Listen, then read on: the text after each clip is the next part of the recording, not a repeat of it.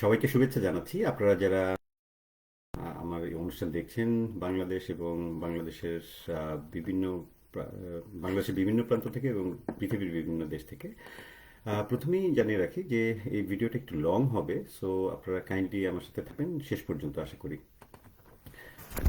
যদি কোনো সাউন্ডের সমস্যা হয় তাহলে আমাকে জানাবেন, আমি চেষ্টা করব। গতবার একবার আমি দেখেছি যে আমাদের লাইব্রেরির সাউন্ডের একটা সমস্যা হচ্ছিল, সো আমি চেষ্টা করব যেন সেই ব্যাপারটা আর এবার না ঘটে। ওকে, ফোনটাতে নামিয়ে দিচ্ছি যাতে করে আমাদের লাইটিংয়ের ইস্যু না থাকে এবার। অলরাইট, প্রথমে আসি যে আপনাদের সবাইকে ধন্যবাদ জানাচ্ছি আপনারা যারা এখন লাইভ ওয়েবিনারে জয়েন করেছেন, আর যারা ভবিষ্যতে এই ভিডিওটা দেখবেন তাদের জন্য অনেকগুলি ভাইটাল ইনফরমেশন থাকবে এই ভিডিওতে। সো আপনারা, আমি বলবো যে যদি মনে হয় যে আপনাদের এটা কোনো কারণে উপকারে আসবে, সেক্ষেত্রে আপনারা পুরো ভিডিওটা দেখতে পারেন। এই ভিডিওটা কাদের জন্য? মূলত যারা আন্ডারগ্রেড এবং মাস্টার ডিগ্রিতে কানাডায় পড়াশোনা করতে চান, শুধুমাত্র তাদের জন্য। কানাডায় আপনারা জানেন যে এখানে 10টা প্রভিন্স এবং 3টে টেরিটরি আছে। এর মধ্যে পপুলার যে প্রভিন্সগুলি, তার মধ্যে অন্টারিও হচ্ছে অন্যতম। এবং অন্টারিওতে সবচেয়ে বেশি যে সমস্যাটা, সেটা হচ্ছে যে এখানে টিউশন ফি সবচেয়ে বেশি হাই অন্যান্য প্রভিন্সের তুলনায়। আবার আম, অনেকে কুইবেকে আসেন। কুইবেকে আসলে যে সমস্যাটা হয় সেটা হচ্ছে যে আপনার French is a problem. So settle হওয়াটা ভবিষ্যতে সেটা দেখা যায় যে ফ্রেঞ্চের কারণে আপনার অনেকেই পিছিয়ে যায়, অথবা ঠিক যতটা ভালো করা দরকার সেটা করতে পারছে না। অন্যদিকে আপনি যদি অন্টারিওতে আসেন, প্রচুর টাকা খরচ করে আপনি কিন্তু পড়াশোনা করছেন, কিন্তু সেই হিসেবে আপনার পার্মানেন্ট রেসিডেন্ট হতে পড়াশোনার পরে খুব বেশি স্ট্রাগল করতে হয় অনেককেই। সেক্ষেত্রে যেটা করেন স্টুডেন্টরা, দেখা যাচ্ছে যে অন্টারিও ছেড়ে অন্য প্রভিন্সে চলে যান। সো আমাদেরকে যদি প্রথম চিন্তা করতে হয় যে কোন প্রভিন্স বা কোন ইউনিভার্সিটি আমরা আমাদের লিস্টে রাখবো, সেটা আমি বলবো যে মোস্টলি আপনারা কাইন্ডলি অন্টারিওকে বাদ দিয়ে যেতে পারেন। আরেকটা ক্লাসিক সমস্যা হচ্ছে যে অন্টারিওতে হচ্ছে আপনার 50% ইউনিভার্সিটি, কানাডার হোল যতগুলি ইউনিভার্সিটি আছে তার 50%ই প্রায় অন্টারিওতে। সো সেই ক্ষেত্রে আপনার আবার অনেকগুলি ইউনিভার্সিটি মিস করছেন আপনারা, সেটাও একটা পয়েন্ট অবশ্যই। ওকে, এবার আসুন যে সবচেয়ে কম খরচে কোন ইউনিভার্সিটিগুলি আছে। আম, অনেকগুলি ইউনিভার্সিটি আমি নিয়ে আলাপ করব না, আমি প্রথমে আন্ডারগ্রেডে আসি। আন্ডারগ্রেডে হচ্ছে আপনি যদি টেরিটরিতে চলে যান, that is Yukon university. Yukon হচ্ছে 3টা টেরিটরির মধ্যে একটা, যেখানে ইন্টারন্যাশনাল স্টুডেন্টরা আসে। ইউকন কিন্তু খুব প্রভিন্স হিসেবে না, এটা কিন্তু টেরিটরি প্রথমত। আর এটার আয়তনের দিক থেকে অনেক বড়, বাংলাদেশের প্রায় 3টার সমান, কিন্তু লোক সংখ্যা আছে মাত্র 45,000 এই মুহূর্তে। সো আপনি যদি এভাবে চিন্তা করেন যে আম, আপনি ওখানে এক্স্যাক্টলি নিজেকে কিভাবে রেডি করবেন, রেডি করার জন্য আপনার আসলে যেটা করতে হবে সেটা কিন্তু খুব ইজি না। কারণটা হলো কানাডা কিন্তু স্ট্রাগল আছে সবখানেই, সবখানে বলতে আমি বোঝাচ্ছি যে যেখানে একটু পড়াশোনা করেন সেখানেই স্ট্রাগল আছে। কিন্তু ইউকনে তাহলে কেন পড়াশোনা করবেন? কারণটা হচ্ছে আপনি টিউশন ফি মাত্র, যদি আপনার ওখানে কিন্তু একটাই 4 বছরের অনার্স আছে, সেটা হচ্ছে বিবিএ, এবং সেই বিবিএটা কিন্তু ইউকন ইউনিভার্সিটিরা অফার করে। সো সেখানে টিউশন ফি লাগছে পার ইয়ারে মাত্র $12,000। এখন আপনি যদি এভাবে চিন্তা করেন যে আপনার ইনভেস্টমেন্ট এবং রিটার্ন, তাহলে আপনি 4 বছরে আপনি পে করছেন, যদি কোনো স্কলারশিপ নাও পান, মাত্র $48,000। কিন্তু আসলে স্কলারশিপ পাওয়া যায়। সো যদি আপনি স্কলারশিপটা হিসাব করেন, সেক্ষেত্রে কিন্তু আপনার খরচের পরিমাণটা অনেক কমে আসছে। আর অন্য দিক থেকে আপনি যদি ইউকন ইউনিভার্সিটিতে বিভিন্ন অন্যান্য প্রোগ্রামগুলিতে আপনি কি বলে যে এক্সপ্লোর করতে চান, যেমন ধরুন যেগুলি কুলিনারি সার্ভিস আছে, এই টাইপের প্রোগ্রাম যদি করেন, এগুলি কিন্তু 1 বছরের প্রোগ্রাম বা 2 বছরের প্রোগ্রাম।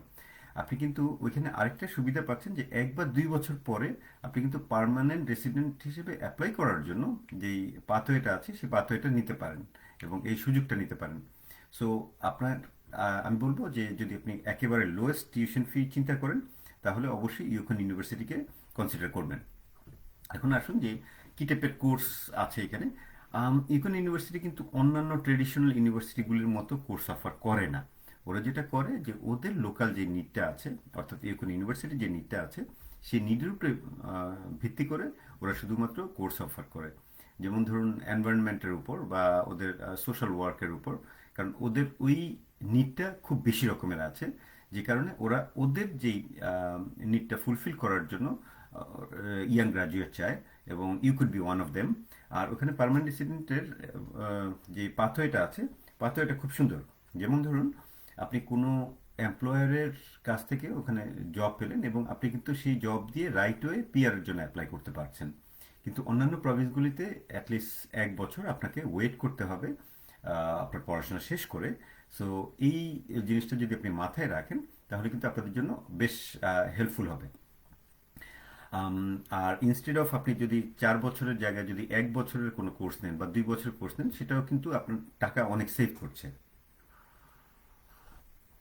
সো আমি বলবো যে আপনারা যখন ইউকেন ইউনিভার্সিটিতে ওদের ওয়েবসাইটে যাবেন বা আমাদের সাথে যোগাযোগ করবেন, তখন আমরা যেটা করব যে আপনার আম, কি বলে যে গোল অনুযায়ী আমরা আপনাকে প্রোগ্রামটা ঠিক করে দিব, এবং সাজেস্ট করব যে কোন প্রোগ্রামটা আপনার জন্য ভালো হবে বা কোনটা আপনার ক্যানাডা সোসাইটির জন্য বেশি হেল্পফুল হবে।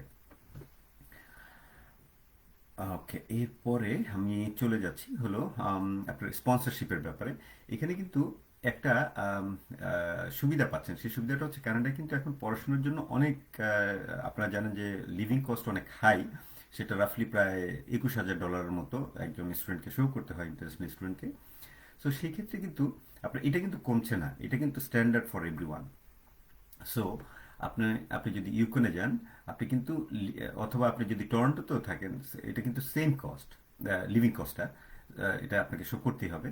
কিন্তু আপনি যে সুবিধাটা পাচ্ছেন ইউকনে, সেটা হচ্ছে যে আপনি কিন্তু ওখানে ডর্মে সিট পাওয়া যায়। সো আপনি যদি 1 বছর আগে বুকিং দেন বা অ্যাপ্লাই করেন, সেক্ষেত্রে কিন্তু আপনি অনেক কম খরচে ওই ইউনিভার্সিটিতে থাকারও সুযোগ পাচ্ছেন। আর ওদের যেহেতু বাস সিস্টেম খুব সুন্দর, তো আপনার শহরটা ইউকন শহর এবং সরি হোয়াইট হাউস শহর এবং ইউকন ইউনিভার্সিটি কিন্তু খুব কাছাকাছি। But they have shuttle services. Shuttle বলতে আমি বাস বোঝাচ্ছি। সো আপনি ইজিলি যদি আপনার কাজ করার ইচ্ছা থাকে বা করেন, সেক্ষেত্রে কিন্তু আপনি শহরে আসতে পারছেন এবং কাজ করতে পারছেন। এবার আসুন, সেটা হচ্ছে যে আপনি ইউকন ছাড়া আর কি আপনার অপশন থাকতে পারে। আমি বলবো যে নিউ এটা এটা কিন্তু আন্ডারগ্রেডের কথা বললাম এতক্ষণ। আপনি আন্ডারগ্রেড ছাড়া আপনি কিন্তু ইউকন ইউনিভার্সিটিতেই চাইলে এক্সকিউজ মি 1 বছরের বা 2 বছরের কোনো ডিপ্লোমা প্রোগ্রাম করতে পারেন, এবং সেটাও কিন্তু আপনার জন্য হেল্পফুল। কি ব্যাপারে হেল্পফুল, সেটা হচ্ছে যে আপনার পার্মানেন্ট রেসিডেন্সিপ অ্যাপ্লাই করার জন্য। আম, আর তাহলে এখানে কি মাস্টার্সের অফার করে কিনা, ইউকন ইউনিভার্সিটিতে মাত্র একটা মাস্টার্স প্রোগ্রাম আছে, এবং সেই প্রোগ্রামটা কিন্তু ওদের সরাসরি ওরা অফার করে না। সো সেই ক্ষেত্রে আমি বলবো যে আপনারা এক্সপ্লোর না করাই ভালো হবে ইউকন ইউনিভার্সিটিতে। আপনারা এটা শুধুমাত্র আন্ডারগ্রেড বা যদি ডিপ্লোমা হয়, তাহলে আপনারা এই ইউনিভার্সিটিটা আপনারা প্রেফার করতে পারেন বা আপনাদের লিস্টে রাখতে পারেন। ওকে, এরপরে চলে যাই। আপনি যদি আম, টরন্টো, অনেকেই বলে যে আমি টরন্টো থাকবো, টরন্টোতে আপনি যদি চিন্তা করেন অন দ্য আদার হ্যান্ড, যেমন ধরুন টরন্টো মেট্রোপলিটন ইউনিভার্সিটি, আপনার এখানে পড়তে আন্ডারগ্রেডে কমপক্ষে প্রায় $32,000 লাগছে পার ইয়ারে। আপনি সেম ডিগ্রি যদি ইউকেন ইউনিভার্সিটিতে করতেন, তাহলে লাগছে $12,000 পার ইয়ার। সো আপনি যদি কম্পেয়ার করেন আরেকটা ইউনিভার্সিটির সাথে, সেটা হচ্ছে ইউনিভার্সিটি অফ ওয়াটারলু। ওয়াটারলু হচ্ছে অন্টারিওর মধ্যে one of the top most university, এবং শুধু অন্টারিওতে না, এটা ওয়ার্ল্ডের one of the top most university এবং বিশ্বের সবচেয়ে বড় কোঅপ ইউনিভার্সিটি। সেটা যদি আপনি করতে চান, তাহলে কিন্তু আপনার প্রায় $60,000 পে করতে হচ্ছে পার ইয়ারে আন্ডারগ্রেডে। সো আপনার ইফ ইউ কম্পেয়ার যে কোথায় $12,000 আর কোথায় $60,000, প্রায় 5 টাইমস বেশি। তো আপনার আসলে যখন আপনি চিন্তা করবেন যে আপনি আপনার টাকা সেভ করতে চান বা একটা ইউনিভার্সিটিতে পড়তে চান, সেক্ষেত্রে আমাদের সাথে কনসাল্ট করতে পারেন আপনারা, এবং সেটা কিন্তু আপনার জন্য হেল্পফুল হবে। এখন আসুন যে ইউকন ইউনিভার্সিটিতে কেন খুব একটা প্রমোট হয় না, কারণ এটা খুব রিমোট একটা জায়গা, সেই কারণে। আর আরেকটা হচ্ছে যে আমরা সবাই চিন্তা করি যে শহরে থাকবো, শহরে থাকবো। ইউকন ইউনিভার্সিটিও কিন্তু শহরে, কিন্তু সমস্যাটা হচ্ছে ওইটা একটা এক রকমের আইসোলেটেড কি বলে প্লেস আপনি বলতে পারেন। তাহলে এই ইউনিভার্সিটি কেন চুজ করবেন আইসোলেটেড হওয়ার কারণে? কারণটা হচ্ছে আপনার পার্মানেন্ট রেসিডেন্টশিপের যে সুবিধাটা সেটা কিন্তু আপনার ইজি হচ্ছে। আর দ্বিতীয়টা হচ্ছে ভিসা পাওয়ার ক্ষেত্রে রেশিওটার কথা চিন্তা করেন। আপনার অন্টারিওতে কিন্তু ক্যানাডিয়ান গভর্নমেন্ট এখন আর লোক চাচ্ছে না। সেই জন্য আপনারা জানেন যে আন্ডারগ্রেডে ক্যাপ দিয়ে রেখেছে অলরেডি, 3,60,000 স্টুডেন্ট আনবে পার ইয়ারে এখন থেকে। কিন্তু ইয়ে তো ক্যাপ আছে, ইউকোনো ক্যাপ আছে, কিন্তু ক্যাপ থাকলেও আপনার সুবিধাটা হচ্ছে যে not so many students are applying nowadays. So আপনার জন্য সুবিধা হবে যে আপনি একটা টেরিটরিতে থাকতে চান, সো সেক্ষেত্রে আপনার ভিসা পাওয়াটা কিছুটা হলেও ইজি হবে আমি বলবো। ওকে, এবার আমি যদি কম্পেয়ার করি অন্য একটা ইউনিভার্সিটির সাথে, ইউকোন ইউনিভার্সিটির, যেমন ধরুন university of Ottawa. University of Ottawa হচ্ছে আপনার অন্টারিওর একটা ইউনিভার্সিটি এবং এটা অটোয়াতে। এদের আন্ডারগ্রেডের টিউশন ফি রাফলি আপনার $32,000 নিচে নেই। সো আপনি যদি অ্যাগেইন কম্পেয়ার করেন এবং আপনি লিভিং কস্ট দেখেন, it's a first life for sure in Ottawa. কিন্তু আপনার সমস্যাটা হচ্ছে যে আপনি যখন পড়াশোনা শেষ করবেন পিআর পেতে আপনার জন্য বেশ কষ্ট হবে। সো সেক্ষেত্রে অ্যাগেইন ঘুরে ফিরে আমি বলবো যে লো টিউশন ফি ইউনিভার্সিটি চুজ করার জন্য। আপনি ইউকোন ইউনিভার্সিটি ছাড়াও আপনি কিন্তু অন্যান্য ইউনিভার্সিটিগুলি চুজ করতে পারেন আন্ডারগ্রেডের জন্য। তবে অন্যান্য প্রভিন্সগুলি, যেমন ধরেন প্রিন্স এডওয়ার্ড আইল্যান্ড, বা আপনি যদি ইভেন সাসকাচুয়ানেও যান, অথবা আপনি যদি নোভা স্কশিয়ায় চিন্তা করেন, আপনি কোনো ইউনিভার্সিটি কিন্তু প্রায় $20,000 নিচে কোনো টিউশন ফি পাচ্ছেন না আন্ডারগ্রেডে পার ইয়ারে। এটা হচ্ছে মিনিমাম। এবং আপনার রিকোয়ারমেন্ট কিন্তু 6.5 আইএলটিএস প্রায় সবগুলি ইউনিভার্সিটিতে, কিন্তু ইউকোন ইউনিভার্সিটি এক্সেপশনাল। সেটা হচ্ছে আপনি ইভেন শুধুমাত্র 5 আইএলটিএস দিয়েও এখানে কিন্তু ভর্তি হতে পারছেন। আরেকটা মেইন পয়েন্ট সেটা হলো, আপনি যখন কোনো ছোট ইউনিভার্সিটিতে যাবেন, ইউকোন ইউনিভার্সিটি যদি আপনি চিন্তা করেন যে অন্যান্য ইউনিভার্সিটিগুলোর তুলনায় এখানে স্টুডেন্টের সংখ্যা খুবই কম এবং অনেকগুলি প্রোগ্রামও নাই, এখানে কিন্তু লিমিটেড প্রোগ্রাম। সো এই ছোট পরিসরে আপনি যদি পড়াশোনা করেন, একটা সুবিধা হয় যে টিচাররা আপনাকে বেশি অ্যাটেনশন দিতে পারছে এবং আপনি কিন্তু খুব ক্লোজ একটা টাইয়ে থাকছেন অন্যান্য ইউনিভার্সিটির স্টুডেন্ট এবং টিচারদের সাথে। সো সেটা একটা বড় বেনিফিট আপনাকে দিবে। সেই বেনিফিটটা কীরকম, যে আপনি নিজেকে আইসোলেটেড ফিল করবেন না, বা মনে করবেন না যে একদম ফ্যামিলি ছেড়ে আসছেন। অবশ্যই সেটা একটা মিস করবেন, কিন্তু এমন না যে আপনি খুব বেশি মিস করবেন। কারণটা হলো যখন অন্যান্য লোকজনের সাথে থাকার সুযোগটা পাবেন, তখন কিন্তু আপনার জন্য এই আইসোলেশনের অবস্থাটা থাকছে না। ওকে, এরপরে আমি অন্য একটা ইস্যু নিয়ে কথা বলবো, যে স্কলারশিপের ব্যাপারটা। আপনি যদি আন্ডারগ্রেডে স্কলারশিপের কথা চিন্তা করেন, ইউকোন ইউনিভার্সিটিতে স্কলারশিপের বিভিন্ন সুবিধা আছে। সেটা ডিপ্লোমা প্রোগ্রামেও আছে। সো এই অ্যাপ্লিকেশনগুলি কিন্তু আপনার প্রায় 9 মাস থেকে 1 বছর আগে অ্যাপ্লাই করতে হয়। কেন? কারণটা হচ্ছে অন্যান্য স্টুডেন্টরাও কিন্তু অ্যাপ্লাই করছে, সো আপনার কিন্তু কম্পিটিশনে যেতে হচ্ছে। আপনি যদি লো টিউশন ফির কথা চিন্তা করেন, তাহলে আপনাকে এভাবে ভাবতে হবে যে আপনার যে টিউশন ফি আছে সেই সাথে স্কলারশিপ কোন কোন ইউনিভার্সিটিগুলি দিচ্ছে। যেমন ধরুন, আপনার একটা স্টাডি আছে, it's called island studies. Island স্টাডিজে আপনি যদি পড়াশোনা করতে চান নিউ ফাউন্ডল্যান্ডে, তাহলে আহ, আপনার জন্য কি আছে সেখানে, আপনি কিন্তু অনেক স্কলারশিপের সুযোগ পাচ্ছেন। এনভায়রনমেন্টাল স্টাডিজ, সেটাও সুযোগ পাচ্ছেন অনেক স্কলারশিপের। সো আপনাকে দেখতে হবে যে যদি লো টিউশন ফি নাও হয়, এমন একটা ইউনিভার্সিটিতে আসেন যেখানে আপনি স্কলারশিপ দিয়ে ওই পরিমাণ টাকা আপনি কভার করে নিতে পারবেন টিউশন ফির টাকাটা। আম, কাজের ব্যাপারে আমি দেখছি অনেকগুলি প্রশ্ন আসছে আমার কাছে। আমি এই প্রশ্নগুলি আসলে একটু পরে অ্যাটেন্ড করব। তার আগে একটু জেনারেল আইডিয়াটা শেষ করে নিই। আম, আপনার কাজের ব্যাপারে যেটা বলছিলাম, যে কাজ করতে গেলে এখানে কিন্তু কাজও খুব বেশি অ্যাভেলেবেল তা না। তার মানে আপনার লিমিটেড আকারে কাজের সুযোগ পাচ্ছেন। স্টুডেন্টরা এখন জানেন যে ইন্টারন্যাশনাল স্টুডেন্টদের জন্য স্পাউস নিয়ে আসতে পারছেন না যারা আন্ডার গ্রেডে পড়ছেন, শুধুমাত্র মাস্টার্স বা পিএইচডিতে স্পাউস নিয়ে আসতে পারবেন। এই মোটামুটি। আচ্ছা, এখন আমি চলে যাই, সেটা হলো আপনাদের অনেকগুলি কোশ্চেন আছে। কোশ্চেন একটা একটা করে আসলে আমি একটু অ্যাটেন্ড করি। একজন জানতে চেয়েছেন যে আমার উচ্চ শিক্ষার জন্য আইএলটিএস কম আছে, তাহলে কি হবে? ওকে, আমি এটা অলরেডি অ্যান্সার করেছি যে আপনি যদি আইএলটিএস কমও থাকে, ইভেন যদি 5ও থাকে একাডেমিকে, তাহলে কিন্তু আপনি ইউকোন ইউনিভার্সিটিতে অ্যাপ্লাই করতে পারছেন। সো এখানে 6.5 লাগছে না। নট সব সাবজেক্টে কিন্তু কি বলে যে 5 নিচ্ছে তা না, আপনার এটা একটু চেক করতে হবে যে কোন প্রোগ্রামে। আমার স্পন্সর, ওকে, আরেকজন প্রশ্ন করেছেন যে আমার স্পন্সর কে হতে পারবেন। আপনার স্পন্সর কিন্তু আপনি নিজে হতে পারেন। তার মানে হচ্ছে আপনার ব্যাংকের যদি অ্যাকাউন্টে টাকা থাকে সেটা, এছাড়াও আপনার আপনি ছাড়া আপনার বাবা মা, ভাই বোন, যদি আপনি বিবাহিত হন, আপনার শ্বশুর শাশুড়ি, ইভেন অন্যান্য আত্মীয় স্বজনরাও কিন্তু আপনার স্পন্সর হতে পারে। কিন্তু সেক্ষেত্রে একটা রেস্ট্রিকশন না, আমি বলবো যে একটা রেশনাল আপনাকে রেডি করতে হবে যে কেন ওই পার্সন আপনাকে স্পন্সর করছে। এটা খুব সিম্পল লজিক, সো এই লজিকটা অবশ্যই কাজে লাগাতে হবে। আরেকজন লিখেছেন যে আপনারা কি এসওপিতে হেল্প করেন। আমরা এসওপিতে হেল্প করি না, আমরা এসওপিতে গাইডলাইন দিয়ে থাকি। যেমন আপনার আপনি এনভায়রনমেন্টের উপর পড়বেন বা কুলিনারি স্টাডিজ এর উপরে পড়াশোনা করবেন, যে পড়াশোনাটাই করেন আপনার কিন্তু রিসার্চ করতে হবে যে মার্কেটের কি অবস্থা, দ্যাট মিনস কানাডা কি এটা চাহিদা আছে কিনা, বা আপনি এটা করে কি করবেন।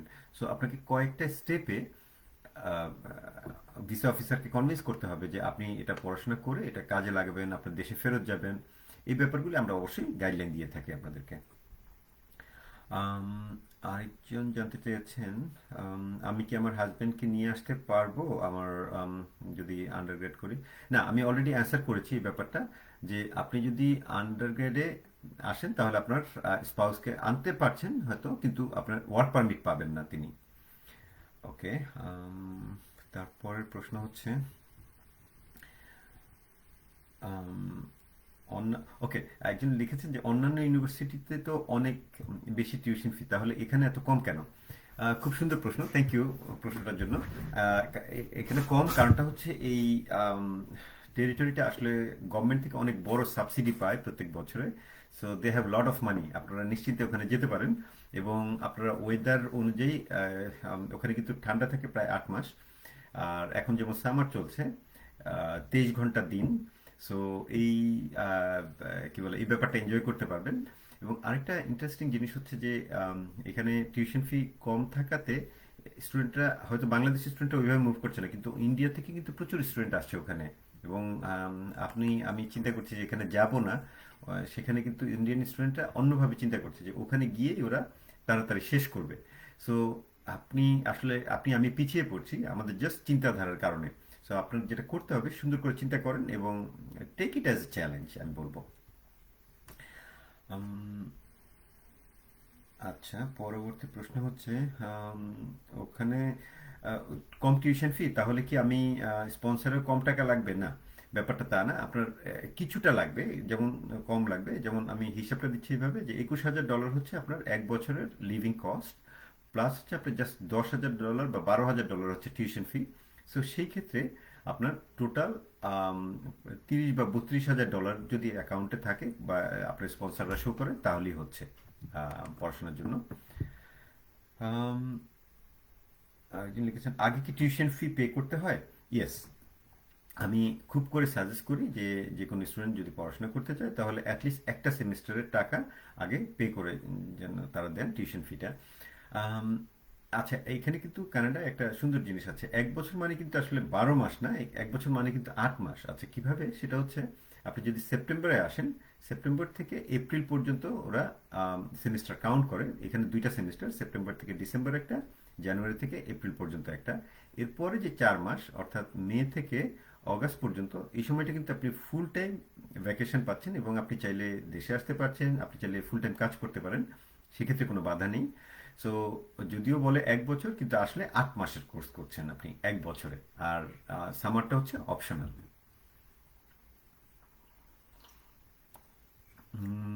ওকে, তারপরের প্রশ্ন হচ্ছে একটু মাস্টার্সের ব্যাপারে হাইলাইট করবেন। অলরাইট, আসলে মূলত আমি ইউকন ইউনিভার্সিটি নিয়ে কথা বলেছি এবং সেখানে আন্ডারগ্রেডে কথা বলেছি যে খুব কম খরচে। আপনি যদি চিন্তা করেন যে লো টিউশন ফি, তাহলে আমি বলবো অ্যাটলান্টিক প্রভিন্সেস ক্যানাডার, আপনারা গুগল করে দেখতে পারেন। এবং সেই সাথে সাসকাচুয়ান অবশ্যই, university of Regina is one of them. এই ইউনিভার্সিটিগুলি আপনারা চুজ করতে পারেন। কারণটা হচ্ছে এখানে মাস্টার্স করতে গেলে কিছু কিছু, সবগুলি না, অনেকগুলি মাস্টার্স আছে মাত্র $12,000 বা $14,000 পার ইয়ার। ইভেন মাস্টার্সে কিন্তু স্কলারশিপ পাওয়া যায় বিভিন্ন ক্ষেত্রে। আপনি যদি বিশেষ করে রিসার্চ প্রোগ্রামে আসেন বা থিসিস প্রোগ্রামে আসেন, তাহলে কিন্তু আপনার স্কলারশিপের অপরচুনিটি অনেক হাই। সেক্ষেত্রে আপনি মাত্র আমি বলবো যে $7,000-8,000 টিউশন ফি দিয়েও আপনি আসতে পারছেন। আর এছাড়া আরেকটা সুবিধা হচ্ছে যে আপনি প্রথম বছরে শুধু টিউশন ফিটা নিয়ে আসলেই চলছে। কারণটা হলো সেকেন্ড ইয়ারে যেহেতু এখানে টিউশন ফি কম, সো সেকেন্ড ইয়ার থেকে আপনি চাইলে আহ, খুব কষ্ট করে কাজ করলে আপনি কিন্তু পরের বছরের টিউশন ফি, অর্থাৎ মাস্টার্সে যে সেকেন্ড ইয়ারের টিউশন ফিটা আছে, সেটা কিন্তু আপনি ইজিলি কভার করতে পারছেন। ওকে, কি কি টাইপের ডকুমেন্ট লাগবে একজন জানতে চেয়েছেন। ডকুমেন্টের লিস্ট আপনি যদি কাইন্ডলি আমাদেরকে ইমেল করেন বা আপনার ইমেলটা শেয়ার করেন, আমরা আপনাকে পাঠিয়ে দিব যে কী কী টাইপের ডকুমেন্ট লাগবে। সবার জন্য এক রকমের না, যেমন আপনি রিসার্চে যদি যেতে চান এক রকমের, আপনি যদি কোর্স বেসড প্রোগ্রামে আসতে চান মাস্টার্সে, সেক্ষেত্রে আরেক রকমের।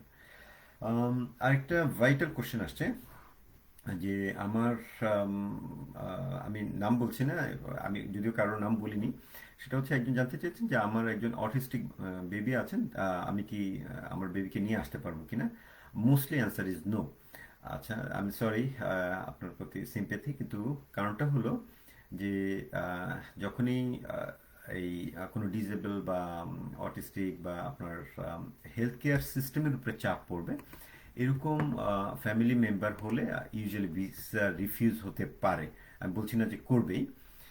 সেক্ষেত্রে আপনার করণীয় কি? সেক্ষেত্রে করণীয় দুইটা ব্যাপার আছে। আপনি স্পন্সর অ্যামাউন্টটা যদি হাই দেখান, এক্সকিউজ মি, তাহলে কিন্তু আপনি চাইলে সেক্ষেত্রে ভিসা পাওয়ার সম্ভাবনা থাকে, কারণ আপনি সেক্ষেত্রে শো করতে পারবেন যে আপনার ফিনান্সিয়াল অ্যাবিলিটি আছে to bear the expenses of your child বা চিলড্রেন।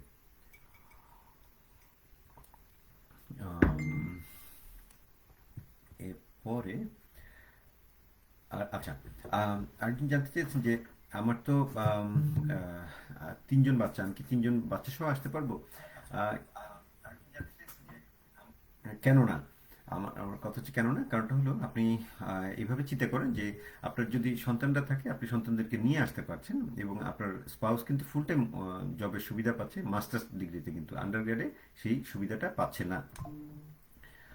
আম, এরপরে আর কোশ্চেন, ওকে, আমি লাস্ট একটা কোশ্চেন নিচ্ছি, এরপরে আমি আসলে শেষ করছি।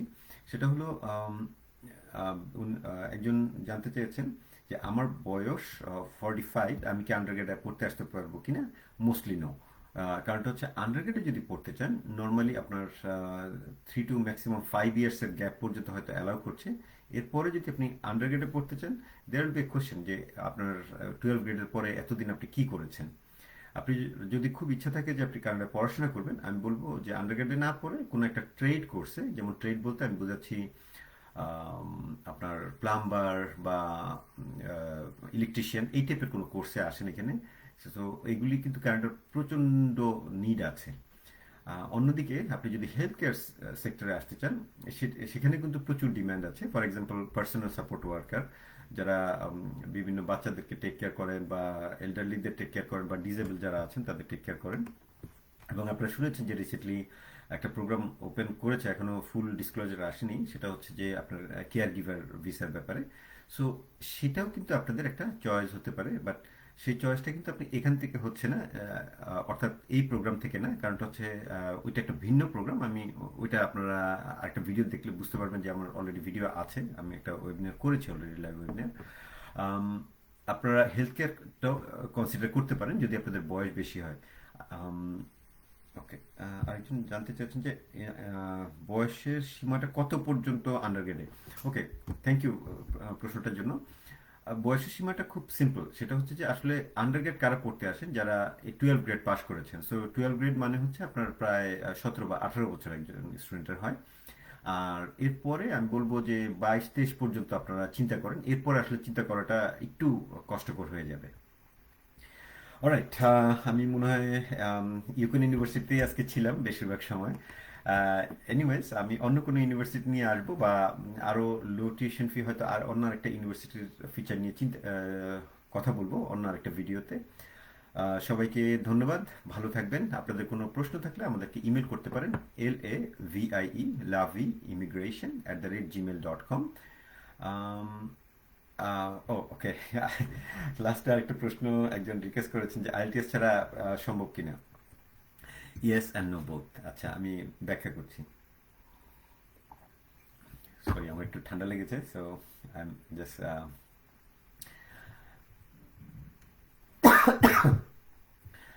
ওকে। আইএলটিএস ছাড়া সম্ভব কিনা? ইয়েস, সম্ভব। আচ্ছা, কিভাবে সম্ভব সেটা হচ্ছে যদি শুধু আন্ডারগ্রেডে আসেন, মাস্টার ডিগ্রিতে না। ব্যাপারটা খুব মনোযোগ দিয়ে খেয়াল করবেন। সেটা হচ্ছে আপনি যদি কানাডায় পড়াশোনা করতে চান, আপনার ইংলিশ প্রফিসিয়েন্সি দরকার অথবা ফ্রেঞ্চ জানা দরকার। ম্যাক্সিমাম ইউনিভার্সিটিগুলি এখানে কিন্তু ফ্রেঞ্চ অফার করে।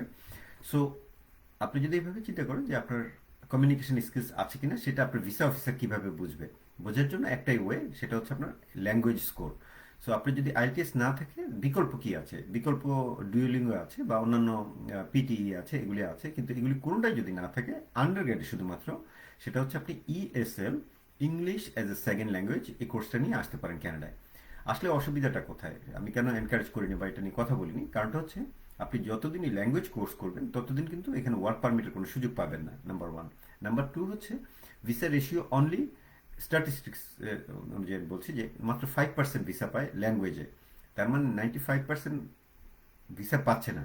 তার মানে আপনি যখন অ্যাপ্লাই করছেন, ভিসা না পাওয়ার সম্ভাবনা অনেক বেশি বেড়ে যাচ্ছে। থার্ড, সেটা হচ্ছে আপনি ল্যাঙ্গুয়েজ এই কোর্সটা করতে বিটুইন 4 মাস থেকে 8 মাস লাগছে, এবং আপনি পে করছেন নিয়ার অ্যাবাউট 7,000 থেকে 10,000 বা $12,000। সো এই পুরো সময়টা কিন্তু আপনার লিভিং কস্ট এবং এডুকেশন কস্ট নিজে বিয়ার করতে হচ্ছে উইদাউট ওয়ার্কিং। সো এটা মাথায় রেখেন, এবং যেটা বললাম যে ভিসা রেশিও খুবই কম, সেই ব্যাপারটা আপনার মাথায় রাখতে হচ্ছে। অলরাইট, এই ছিল কোশ্চেন এবং অ্যান্সার পর্ব। আহ, আর কোনো প্রশ্ন থাকলে অবশ্যই আপনারা ইমেল করেন, আমি ইমেলটা অলরেডি দিয়ে দিয়েছি। আর আমাদের এই ভিডিওটা যদি আপনার ভালো লাগে, তাহলে আপনারা লাইক দিয়ে রাখবেন এবং সাবস্ক্রাইব করে রাখেন আমাদের চ্যানেলটা। ভবিষ্যতে আমরা অলমোস্ট প্রত্যেক সপ্তাহে আমরা চেষ্টা করছি যে নতুন নতুন টপিক নিয়ে আসার জন্য। সবাইকে ধন্যবাদ। আবার অন্য কোনো ভিডিওতে দেখা হচ্ছে। বাই।